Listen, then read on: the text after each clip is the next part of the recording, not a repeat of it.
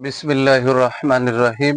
আমি আজ সমাধান করব SSC general math Dinajpur board 2023-এর 10 নম্বর সৃজনশীল অঙ্কের 10 নম্বর সৃজনশীল অঙ্কটি হলো পরিসংখ্যান অধ্যায় থেকে এসেছে।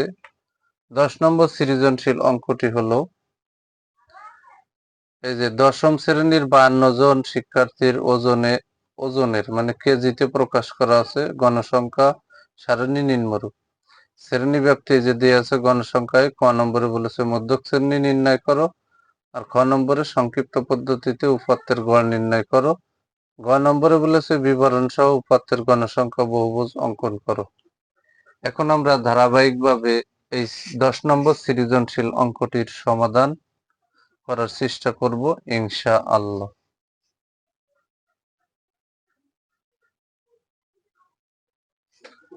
দশের ক নম্বর অঙ্কের সমাধান। এই যে সর্বপ্রথম শ্রেণী ব্যাপ্তি লিখে নিছি, গণসংখ্যা লিখে নিছি। যেহেতু মধ্যক শ্রেণী বের করতে হবে তাহলে ক্রমযোজিত গণসংখ্যারও প্রয়োজন।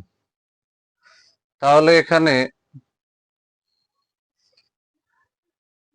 এই যে ক্রমযোজিত গণসংখ্যা বের করার সিস্টেম, এই দুটো তো উদ্দীপকে দেওয়া আছে, দেখে লেখা হয়েছে। এই যে 6, 8 আর 6 14, 14 আর 15 29, 29 আর 11 40, 40 আর 7 47, 47 আর 5 হচ্ছে 52। তাহলে n সমান 52 এখানে লিখে দিছি। এখন n সমান 52, অতএব n/2 ইকুয়াল টু 52/2। তাহলে এখানে কিন্তু 52 অর্ধেক হচ্ছে 26। তাহলে আমরা এখানে লিখব 26তম পদের মান হবে মধ্যক, অর্থাৎ মধ্যক যেহেতু 26 এখানে 6-এর ভিতরে নেই, 14-এর ভিতরে নেই, 29-এর ভিতরে 26 আছে। এখানে কিন্তু 29-এর ভিতরে 26 আছে। তাহলে এই n/2 মান ক্রমযোজিত গণসংখ্যার যার মধ্যে অবস্থিত সেই বরাবর শ্রেণী ব্যাপ্তির মধ্যেই মধ্যক অবস্থিত। আমি আবারও বলি, n/2 এর মান ক্রমযোজিত গণসংখ্যার যার মধ্যে অবস্থিত হবে ঠিক সেই বরাবর শ্রেণী ব্যাপ্তির মধ্যেই মধ্যক অবস্থিত হবে। তাহলে আমরা এখানে চেক করে দেখলাম 6-এর ভিতরে 26 নেই, 14-এর ভিতরেও 26 নেই, কিন্তু 29-এর ভিতরে 26 আছে। তাহলে 43 থেকে 47 শ্রেণীতে মধ্যক অবস্থিত। তাই আমরা এখানে সুন্দর করে লিখে দিছি 26তম পদের মান হবে মধ্যক, অর্থাৎ মধ্যক 43 থেকে 47 শ্রেণীতে অবস্থিত। অতএব মধ্যক শ্রেণী 43 থেকে 47। এটাই হচ্ছে ক নম্বর অঙ্কের সমাধান। এবার আমি খ নম্বর অঙ্কের সমাধান করব। খ নম্বরে বলেছে সংক্ষিপ্ত পদ্ধতিতে উপাত্তের গড় নির্ণয় করো। তাহলে খ নম্বরে লিখে নিচ্ছি সারণী হতে সংক্ষিপ্ত পদ্ধতিতে গড় নির্ণয় করা হলো। এবার উদ্দীপকে শ্রেণী ব্যাপ্তি আর গণসংখ্যা দেওয়া ছিল, আমরা মধ্যমান, ধাপ বিচ্যুতি আর FI/UI এর মান আমরা বের করে নিছি। এখন শ্রেণী ব্যাপ্তি হচ্ছে এই যে দেওয়া আছে, শ্রেণী ব্যাপ্তি গুলো এই যে এখানে দেওয়া রয়েছে, সুন্দর করে শ্রেণী ব্যাপ্তি গুলো দিয়ে নিলাম। এবার এটা নিম্ন সীমা উচ্চ সীমা যোগ করে 2 দিয়ে ভাগ দিলে 35 হবে, এটা আর এটা যোগ দিয়ে 2 দিয়ে ভাগ দিলে 40 হবে। এবার আমরা যদি এখানে 43 যোগ 47 দিয়ে 2 দিয়ে ভাগ দিই তাহলে 45 বেরোবে। এবার নিম্ন সীমা উচ্চ সীমা, এক কথায় সহজ পদ্ধতি, নিম্ন সীমা উচ্চ সীমা যোগ দিয়ে 2 দিয়ে ভাগ দিলে আমরা মধ্যমান পেয়ে যাব। মধ্যমান গুলো এভাবেই বের করা হয়েছে। এবার গণসংখ্যা গুলো আমরা এখানে বসাই নিছি। এবার এখানে ধাপ বিচ্যুতি আমরা এখানে বসাই নিছি। আর ধাপ বিচ্যুতি বসানোর সিস্টেম হচ্ছে, এখানে আরেকটু কথা বলি, মধ্যমান আছে xi আর গণসংখ্যা আছে FI, ধাপ বিচ্যুতি আছে UI। আমরা এই সূত্রের মাধ্যমে বের করিনি, আমরা সরাসরি বের করব, সূত্রটা বসাই রাখবো। আর FI গুণ UI। এখন বিষয় হচ্ছে সর্বোচ্চ গণসংখ্যা বরাবর ধাপ বিচ্যুতি হবে 0। এবার 0-র বামে হবে -1 -2, ডানে হবে 1 2 3, যত ঘর ফাঁকা ততটা এভাবে সংখ্যা বৃদ্ধি করতেই থাকতে হবে। তাহলে এখানে আমরা এখানে লিখছি FI গুণ UI। তাহলে এখানে এর আগে প্লাস এর আগে মাইনাস, প্লাসে মাইনাসে মাইনাস, 6 দুগুণে 12, এর আগে প্লাস এর আগে মাইনাস, প্লাসে মাইনাসে মাইনাস, 8 কে 8, 15 শূন্য শূন্য, আর 11 কে 11, 7 দুগুণে 14, 3 পাঁচা 15। আর সর্বোচ্চ গণসংখ্যা বরাবর যে মধ্যমানটা আছে এটা হচ্ছে আনুমানিক গড়, অর্থাৎ এর মান। আমরা এখানে তাহলে পেয়ে গেলাম, সুন্দর করে আমরা সমাধান করে পেয়ে গেলাম n সমান এই যে গণসংখ্যার সমষ্টি 52, আর summation fi ui equal to এখানে এটা এটা এটা যোগ করব, দিয়ে এখান থেকে -8 -12 বাদ দিলে আমি এখানে পেয়েছি, কারণ এই পাশে ছিল আমার 40 প্লাস 40, তার থেকে -12 আর 8 20 বাদ গেছে, তাহলে আমার আছে প্লাস 20। আমরা সামেশন fi u এর মান পেয়ে গেলাম 20, আর এখানে গণসংখ্যার সমষ্টি পেয়ে গেলাম 52। এখন আমরা সংক্ষিপ্ত পদ্ধতিতে গড় নির্ণয়ের সূত্র লিখব।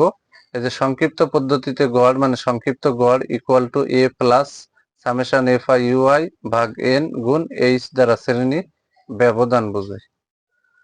তাহলে এই অঙ্কে শ্রেণী ব্যবধান হচ্ছে 5, কারণ 33 থেকে 37 পর্যন্ত যদি আমরা চেক করি, 33 34 35 36 37 37 হবে, অর্থাৎ ব্যবধান হচ্ছে 5। তাহলে আনুমানিক গড় আমরা এ ধরছিলাম 45 প্লাস সামেশন fi u এর মান হচ্ছে 20 ভাগ হচ্ছে n দ্বারা গণসংখ্যার সমষ্টি 52 গুণ h দ্বারা শ্রেণী ব্যবধান 5।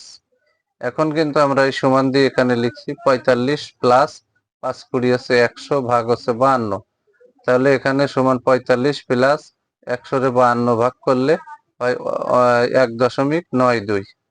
3 নম্বর সংখ্যাটা 5-এর ছোট, এই কারণে 92 বসাইছি। তাহলে এখানে আমরা 45 আর 1.92 যোগ করলে হবে 46.92, প্রায় অ্যান্সার। এটাই হচ্ছে সংক্ষিপ্ত পদ্ধতিতে গড়ের অ্যান্সার। এবার আমরা গ নম্বর অঙ্কের সমাধান করব। গ নম্বরে বলেছে বিবরণ সহ উপাত্তের গণসংখ্যা বহুভুজ অঙ্কন করো। আমার ক নম্বর এবং খ নম্বরের সমাধান শেষ, এবার আমরা গ নম্বর অঙ্কের সমাধান করব। গণসংখ্যা বহুভুজ অঙ্কন করতে হলে সর্বপ্রথম লিখতে হবে গ দিয়ে গণসংখ্যা বহুভুজ অঙ্কনের সারণী নিম্নরূপ। আমরা উদ্দীপক থেকে শ্রেণীব্যাপ্তি আর গণসংখ্যা লিখে নিছি, মধ্যমান আমরা বের করে নিছি।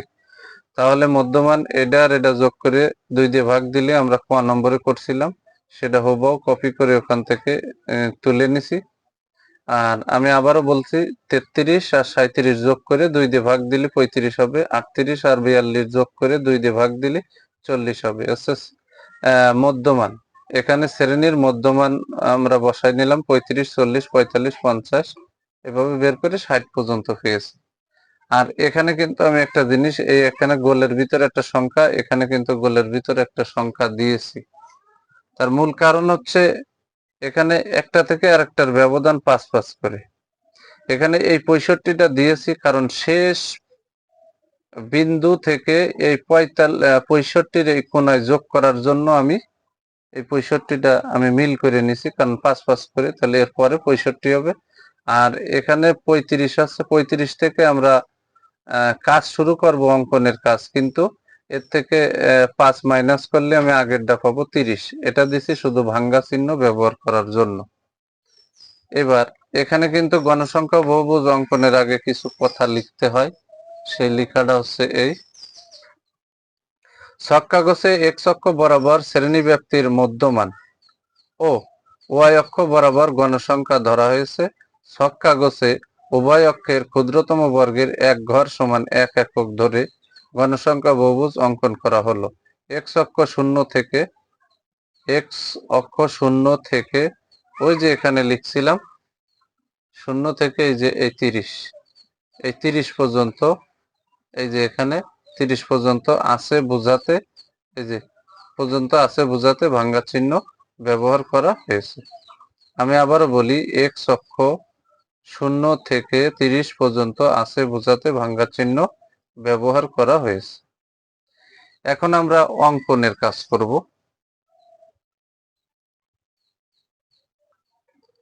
এখন গ্রাফ পেপারে সর্বপ্রথম এখানে আমি একটা দৈর্ঘ্য বরাবর x অক্ষ এবং লম্ব বরাবর y অক্ষ দিয়ে নিছি, এই যে বসাই নিলাম। এটা হচ্ছে গণসংখ্যা আর এটা হচ্ছে শ্রেণী ব্যাপ্তির মধ্য মান বা মধ্য বিন্দু।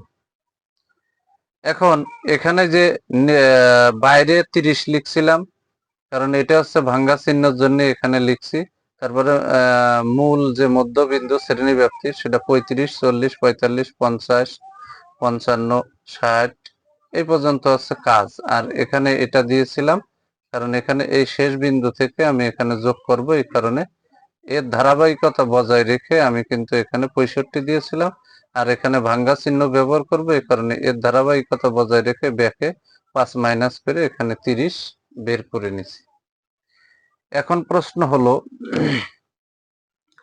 এই 30 বরাবর প্রশ্নে গণসংখ্যা আছে 6। 30 বরাবর প্রশ্নে গণসংখ্যা আছে 6। আমরা সুন্দর করে এখানে কিন্তু এই যে এই আছে 5, এই 6 এখানে বিন্দু দিছি, এখানে ফুটা দিয়েছি। আর এখানে কিন্তু অবশ্যই শ্রেণীব্যাপ্তির মধ্যমান এবং এই বরাবর এখানে কিন্তু লিখে নিতে হবে, গণসংখ্যা লিখে নিতে হবে, অবশ্যই গণসংখ্যা লিখে নিতে হবে। আর এখানে অঙ্কনের বিষয় এবার তাহলে আমরা তো বললামই 35 বরাবর গেছি 6 ঘর, তাহলে এই যে 6 যে ফুটা দিছি। 40 বরাবর গণসংখ্যা আছে 8, তাহলে আমার এই যে 5, 6, 7, 8 এই যে দিছি, 8 এ বিন্দু দিছি। 45 বরাবর আছে আমার 15 ঘর, তাহলে এই যে 5, এই যে 10 আর এই যে 5, 15, মানে প্রতিটা ঘরে ঘরে 5 করে আছে, তাহলে 15 যে ফুটা দিলাম। এখানে 50 বরাবর আমার আছে 11 ঘর, তাহলে 50 এখানে 5, 10 আর এই যে 11 যে ফুটা দিছি।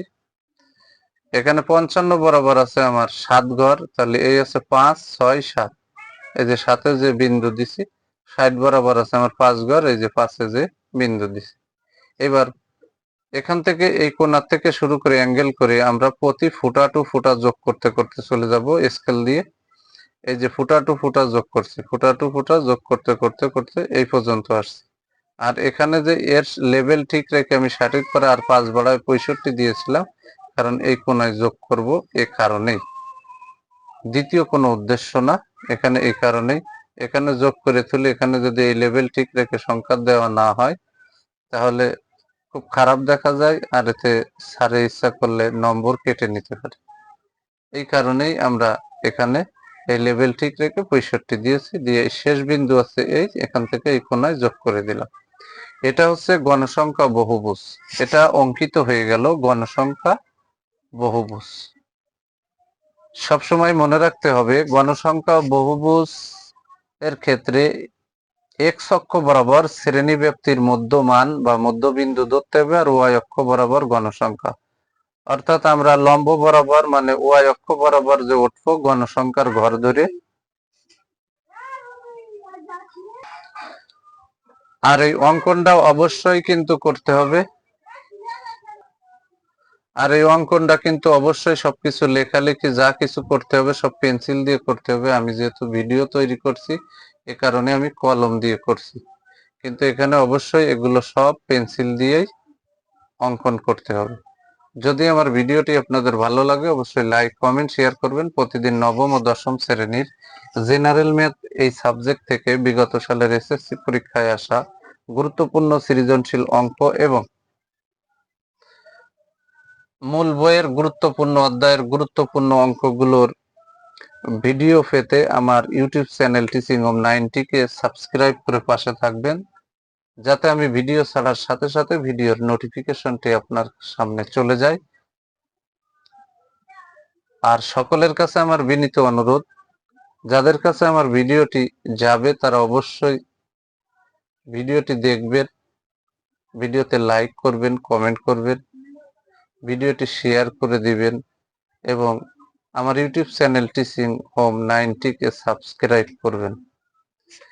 আমি বর্তমানে শনি, রবি এবং সোম এই 3 দিন মূল বই থেকে গুরুত্বপূর্ণ অধ্যায়ের গুরুত্বপূর্ণ অঙ্কগুলো অত্যন্ত সহজ সরল পদ্ধতিতে সমাধান করে আমার ইউটিউব চ্যানেল টিচিং হোম 90 তে আপলোড করছি এবং মঙ্গল, বুধ, বৃহস্পতি ও শুক্রবারে এই 4 দিনে বিগত সালের এসএসসি পরীক্ষায় আসা সৃজনশীল অঙ্কগুলো অত্যন্ত সহজ সরল পদ্ধতিতে সমাধান করে আমার ইউটিউব চ্যানেল টিচিং হোম 90 তে আপলোড করছি, যাতে একজন ছাত্র অথবা ছাত্রী আমার এই চ্যানেলের সাথে যুক্ত থেকে মিনিমাম প্রাইভেট না পড়েও সে কিন্তু অঙ্কের উপর, এই জেনারেল ম্যাথ এই সাবজেক্টের উপর পরিপূর্ণ প্রস্তুতি নিতে পারবে। কারণ আমি এলোমেলো ভিডিও আপলোড করি না, আমি যে অধ্যায় থেকে শুরু করি, যে সালটা শুরু করি, সেই সালের ধারাবাহিকভাবে ভিডিও দিতে থাকি, যাতে সে আমার এই চ্যানেলের সাথে যুক্ত থেকে সে এসএসসি পরীক্ষা সহ স্কুলের অন্যান্য পরীক্ষাগুলোতে সে পরিপূর্ণ প্রস্তুতি নিতে পারে ইনশাআল্লাহ। সবাইকে জানাই আমার সালাম। আসসালামু আলাইকুম ওয়া রাহমাতুল্লাহি ওয়া বারাকাতুহু।